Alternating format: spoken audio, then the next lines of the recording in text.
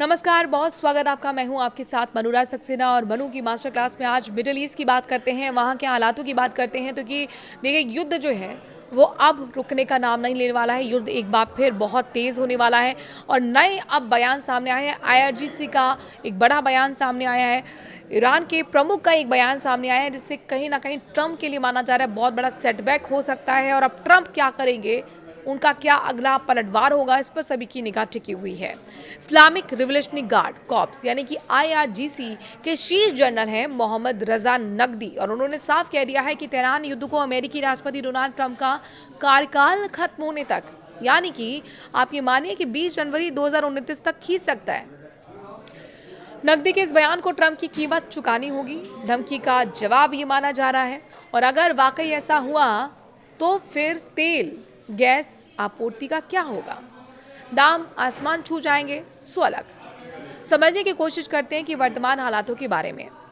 पश्चिमी एशिया में सैन्य संघर्ष के बाद अमेरिका और ईरान के बीच अब स्ट्रेट ऑफ हॉर्मूज को लेकर जुबानी जंग तेज हो गई है।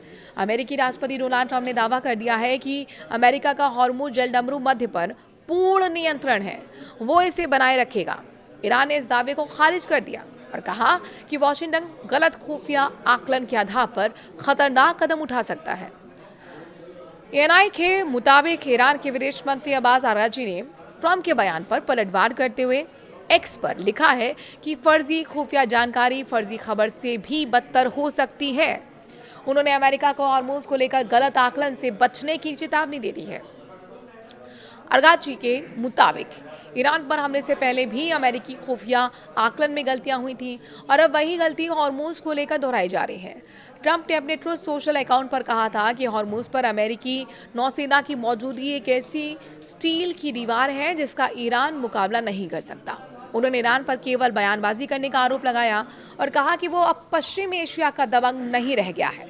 इस बीच कमजोर वैश्विक मांग और अमेरिका में कच्चे तेल के भंडार में तेज बढ़ोतरी के कारण गुरुवार को तेल की कीमतों में गिरावट आई। ईरान के विदेश मंत्री अब्बास अरागची ने भी अमेरिका के दावे की आलोचना कर दी। उन्होंने सोशल मीडिया प्लेटफॉर्म एक्स पर कहा कि अमेरिका लंबे समय से खुफिया विफलताओं के कारण गलत आकलन करता रहा है। उन्होंने ईरान के खिलाफ युद्ध और अब स्ट्रेट ऑफ हॉर्मूज को लेकर अमेरिकी रुख को इसी तरह एक बड़ी गलत फहमी बताया है। तो वहीं ईरानी सांसदों ने भी कहा कि हॉर्मूज से गुजरने पर लगाई गई पाबंदियां विशेष रूप से अमेरिका और इजरायल से जुड़े जहाज़ों पर लागू हैं। ईरानी संसद की राष्ट्रीय सुरक्षा समिति के सदस्य बहनाम सईदी ने सरकारी टेलीविजन पर कहा है कि इजरायल और अमेरिका से जुड़े जहाज़ों को स्ट्रेट ऑफ हॉर्मूज से गुजरने की अनुमति नहीं होगी। उन्होंने कहा कि इजरायली जहाज़ों को युद्ध हो या फिर शांति, किसी भी परिस्थिति में हॉर्मूज से गुजरने का अधिकार नहीं होगा। नकदी ने आगे कहा कि ईरान अभी जंग जीत रहा है, लेकिन उसने अभी तक अपना अंतिम लक्ष्य हासिल नहीं किया है। उन्होंने आगे कहा कि हमें ऐसा डर पैदा करना होगा कि दुश्मन हम पर हमला करने की हिम्मत भी ना करे। एक तरीका यह है कि युद्ध को लंबा खींचा जाए, दुश्मन को भारी नुकसान पहुंचाया जाए, ताकि ईरान पर हमला करने के बारे में सोचने वालों को पता चल पाए कि इसकी भारी कीमत चुकानी पड़ेगी। इन सब के बीच राइटर के मुताबिक खबर यह है कि ब्रेंट क्रूड करीब 2.47% गिरकर $86.78 प्रति बैरल पर आ गया है, जबकि अमेरिकी WTI 2.81% गिरकर $80.93 पर रहा। अमेरिकी कच्चे तेल के भंडार में 1.74 करोड़ बैरल की बढ़ोतरी हुई, तो जून के बाद सबसे बड़ी साप्ताहिक बढ़त इसे बताई गई। ओपेक ने भी 2026 के लिए वैश्विक तेल मांग में बढ़ोतरी का अनुमान घटाकर 5.8 लाख बैरल प्रतिदिन कर दिया है। अंतर्राष्ट्रीय ऊर्जा एजेंसी IEA ने इससे भी ज्यादा कमजोर मांग का अनुमान लगाया है। जो एएनआई है उसके मुताबिक यमन के हाउती विद्रोहियों ने सऊदी अरब के खिलाफ नए हमलों का दावा किया है। हाउती के मुताबिक लाल सागर में एक सैन्य परिवहन जहाज को निशाना बनाया गया और यमन में सऊदी समर्थित ठिकानों पर भी मिसाइल और ड्रोन हमले किए गए। संगठन ने मोचा इलाके में और मोरिब गवर्नरेट के तदाविन शिविर को निशाना बनाने का दावा किया है। इसके साथ ही सऊदी अरब के जिजान स्थित अरमाको रिफाइनरी पर 2 ड्रोन हमले किए गए हैं। हाउती के दावों के मुताबिक हमलों में दर्जनों लोगों की मौत हो चुकी है, जिनमें सऊदी नागरिक भी शामिल हैं। हालांकि इन दावों में बताए गए हताहतों के आंकड़ों की स्वतंत्र पुष्टि नहीं हो पाई है। यमन की अंतर्राष्ट्रीय स्तर पर मान्यता प्राप्त सरकार से जुड़े प्रेसिडेंशियल लीडरशिप काउंसिल के प्रमुख राशिद अल अलीमी ने कहा कि सरकार हाउती हमलों का जवाब देगी। इस बीच गाजा में संघर्ष समाप्त करने की योजनाओं पर भी काम जारी है। योजनाएं आगे बढ़ाने के लिए राष्ट्रपति डोनाल्ड ट्रंप के दामाद और वार्ताकार जेरेड कुशनर अगले हफ्ते पश्चिम एशिया जाएंगे। ट्रंप प्रशासन द्वारा हाल ही में घोषित एक समझौता इजरायली विरोध के कारण अटक गया है।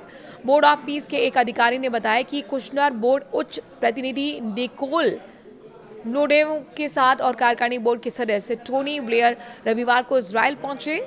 ये समूह फिर काहिरा जाएगा, जहां गाजा का नियंत्रण संभालने वाले फिलिस्तीन समूह की बैठकें चल रही हैं। अधिकारी का कहना है कि इन बैठकों से ट्रंप और बोर्ड ऑफ पीस का गाजा में शांति लाने का संकल्प दिखेगा। इजरायल ने ट्रंप द्वारा घोषित हालिया समझौते को तो खारिज कर ही दिया है। इस समझौते में हमास को इजरायल को फिलिस्तीनी क्षेत्र से सेना हटाने का शामिल है मामला, और साथ ही निरस्त करना। इजरायल को लेकर ये बात सामने आई कि हमास को निरस्त करने पर भी इस समझौते में एक हिस्सा बना था।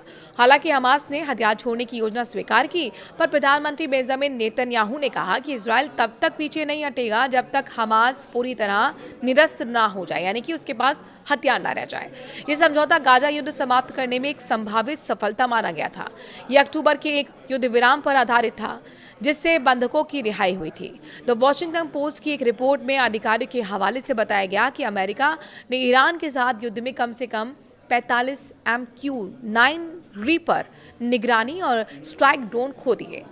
यह अमेरिकी सैन्य बेड़े का करीब 25% हिस्सा है, जिससे करदाताओं को 1.3 अरब डॉलर के ज्यादा का नुकसान हुआ। एक अमेरिकी अधिकारी ने कहा कि सभी ड्रोन मार गिराए गए नहीं, कुछ संचार लिंक फेल होने से दुर्घटनाग्रस्त जरूर हो गए हैं। आपको क्या लगता है, ये युद्ध कब तक चलेगा? कमेंट के जरिए अपनी राय जरूर दीजिए। नमस्कार।